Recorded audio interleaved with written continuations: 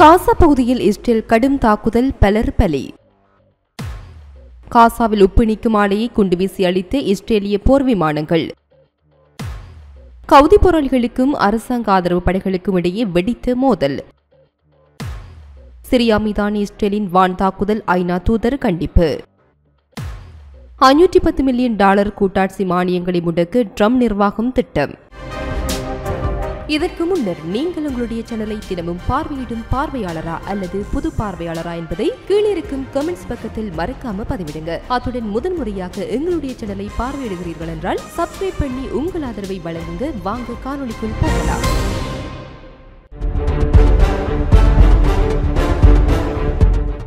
கடந்த 24 மணி நேரத்தில் காசா பகுதியில் இஸ்ரேலிய தாக்குதல்களில் குறைந்தது 97 பாலஸ்தீனியர்கள் கொல்லப்பட்டனர் மற்றும் 138 பேர் காயமடைந்தனர் என்று காசாவை தளமாக கொண்டு சுகாதார அதிகாரிகள் நேற்றைய தினம் தெரிவித்தனர். பாதிக்கப்பட்டவர்கள் பலர் இடிபாடுகளுக்கு அடியிலும் சாலைகளிலும் உள்ளனர். ஆம்புலன்ஸ்கள் மற்றும் சிவில் பாதுகாப்பு குழுவினரால் அவர்களை அடைய முடியவில்லை என்று சுகாதார அதிகாரிகள் ஒரு செய்திக்குறிப்பில் தெரிவித்தனர். மார்ச் 18 அன்று காசா பகுதியில் இஸ்ரேல் தனது தீவிர தாக்குதல்களை மீண்டும் தொடங்கியதிலிருந்து குறைந்தது 1163 பாலஸ்தீனியர்கள் கொல்லப்பட்டனர் மற்றும் 2735 பேர் காயமடைந்துள்ளனர் என்று சுகாதார அதிகாரிகள் மேலும் தெரிவித்தனர். மற்றொரு அறிக்கையில் அதிகரித்து வரும் இஸ்ரேலிய ஆக்கிரமிப்பு மற்றும் இறுக்கமான முற்றுகை காரணமாக காசாவில் சுகாதாரத்துறை கடுமையாக மோசமடைந்து வருவதாக சுகாதார அதிகாரிகள் எச்சரித்தனர். இது மருத்துவ மற்றும் மனிதாபிமான தேவைகள் முன்னெப்போதும் இல்லாத விகிதத்தில் அதிகரித்து வரும் நேரத்தில் சுகாதார அமைப்பின் கிட்டத்தட்ட முழுமையான சரிவுக்கு வழிவகுத்தது. காசாவில் உள்ள மருத்துவமனைகள் மற்றும் சுகாதார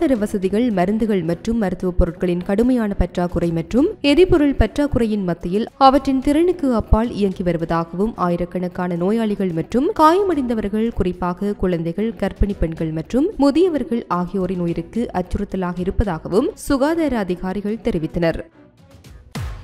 இந்த நிலையில் வடக்கு காசாவில் உள்ள காசா நகரின் கிழக்கே உள்ள துபா சுற்றுப்புறத்தில் உள்ள நீர் உப்பு நீக்கும் ஆலையை இஸ்ரேலிய போர் விமானங்கள் குண்டு வீசி அளித்ததாக தரையில் உள்ள அல் ஜசீரா அரபு செய்தியாளர் தெரிவித்தார். இஸ்ரேலிய ராணுவம் முன்னதாக காசாவில் உள்ள நீர் உள்கட்டமைப்பை தாக்கியுள்ளது. மார்ச் நடுப்பகுதியில் ஒரு முக்கியமான உப்பு நீக்கும் ஆலைக்கு மின்சாரம் துண்டிக்கப்பட்டது மற்றும் மனிதாபிமான உதவி மீதான தொடர்ச்சியான முற்றுகைக்கு மத்தியில் பாலஸ்தீனியர்களுக்கு விநியோகிக்கப்படும் குடிநீரின் அளவை வெகுவாக குறைத்தமையும் குறிப்பிடத்தக்கது. இந்த நிலையில் ஏமனின் தெற்கு தாலியா மாகாணத்தில் நேற்றைய தினம் அதிகாலை கவுதி போராளிகளுக்கும் அரசாங்க ஆதரவு படைகளுக்கும் இடையே கடுமையான மோதல்கள் வெடித்தன. இதனால் இருதரப்பிலும் உயிரிழப்புகள் ஏற்பட்டதாக ஒரு ராணுவ அதிகாரி தெரிவித்தார். கவுதி படைகள் அரசாங்க கட்டுப்பாட்டு நிலங்களுக்குள் ஊடுருவ முயன்றதை தொடர்ந்து தாலியாவில் வடக்கே உள்ள படார் பகுதியில் சண்டை வெடித்ததாக பெயர் தெரியாத நிலையில் அந்த அதிகாரி சின்குவாவிடம் தெரிவித்தார். அரசாங்க படைகள் தாக்குதலை முறியடித்தன, போராளிகள் பின்வாங்கி உயிரிழப்புகளை ஏற்படுத்தினர் என்று அந்த வட்டாரம் தெரிவித்துள்ளது. 2 அரசு வீரர்களும் 3 கவுதி போராளிகளும் கொல்லப்பட்டனர். தெற்கில் உட்பட பல முனைகளில் போர் தயார் நிலை உட்படுத்தப்பட்டுள்ளதாக ஒரு அரசாங்க அதிகாரி கூறிய ஒரு நாளுக்கு பிறகு மோதல்கள் நடந்தன. கடந்த சனிக்கிழமை ஏமனின் ஜனாதிபதி தலைமைத்துவ கவுன்சில் தலைவர் ரஷாத் அல் அலிமி ஈத்தல் பித்ரில் உரையில் தலைநகர் சனா மற்றும் ஹவுதி கட்டுப்பாட்டில் உள்ள பிற பகுதிகளை மீண்டும் கைப்பற்ற அரசாங்க படைகள் தயாராகி வருவதாகவும் இலக்கை எப்போதும் இல்லாத அளவிற்கு நெருக்கமாக இருப்பதாகவும் கூறினார். ஈரானுடன் இணைந்து கவுதிகளுக்கு எதிரான அமெரிக்க ராணுவ நடவடிக்கைகள் விரிவடையும் போது இந்த அதிகரிப்பு ஏற்பட்டுள்ளது. இந்த குழு சனாவையும் வடக்கு மற்றும் மத்திய ஏமனின் பெரும் பகுதிகளையும் கட்டுப்படுத்துகிறது. கவுதிகள் 2014 ஆண்டின் பிற்பகுதியில் சனாவை கைப்பற்றினர். இதனால் 2015 ஆண்டில் சவுதி தலைமையிலான கூட்டணி அரசாங்கத்தை மீட்டெடுக்க ராணுவ ரீதியாக தலையிட்டது. இந்த மோதல் உலகின் மிக மோசமான மனிதாபிமான நெருக்கடிகளில் ஒன்றை உருவாக்கியுள்ளது.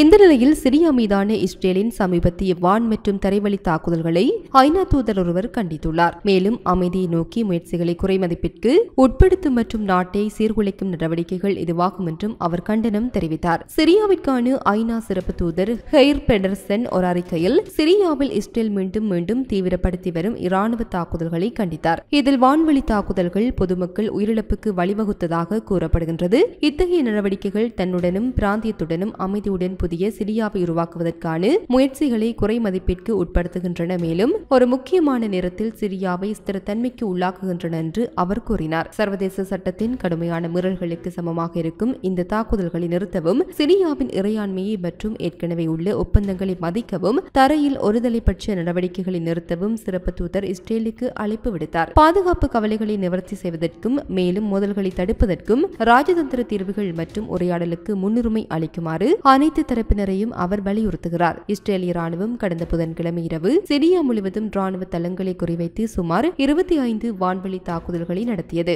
இதில் சிரியாவின் பாதுகாப்பு அதிகாரிகளில் குறைந்தது 4 பேர் கொல்லப்பட்டதாகவும் 12 பேர் காயமடைந்ததாகவும் கூறப்படுகிறது. தெற்கு தார மாகாணத்தில் உள்ள நவா நகருக்கும் தாசில் நகருக்கும் இடையிலான ஜூபைலியா வனப்பகுதியில் இஸ்ரேலிய வான்வழி தாக்குதல்களில் ஒன்று தாக்கியதாகவும் 9 பொதுமக்கள் கொல்லப்பட்டதாகவும் பலர் காயமடைந்ததாகவும் சிரியாவின் அரசு நடத்தும் சனா செய்தி நிறுவனம் தெரிவித்துள்ளது.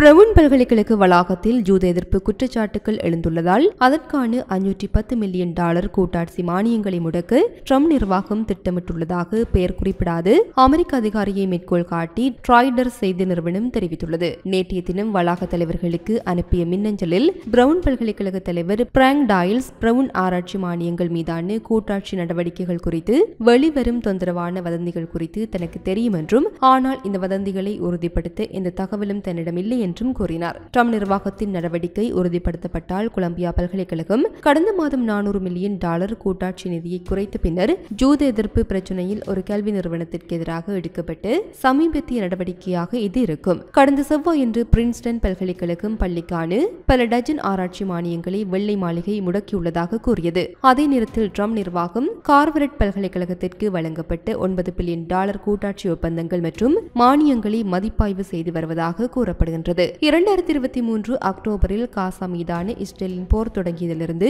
பல்கலைக்கழக வளாகத்தில் ஜூத விரோதம் பெருக அனுமதித்ததாக குற்றம் சாட்டப்பட்டு டஜன் கணக்கான பல்கலைக்கழகங்களுக்கான கூட்டாட்சி நிதியை குறைப்பதாக ட்ரம்ப் அச்சுறுத்தியுள்ளார்.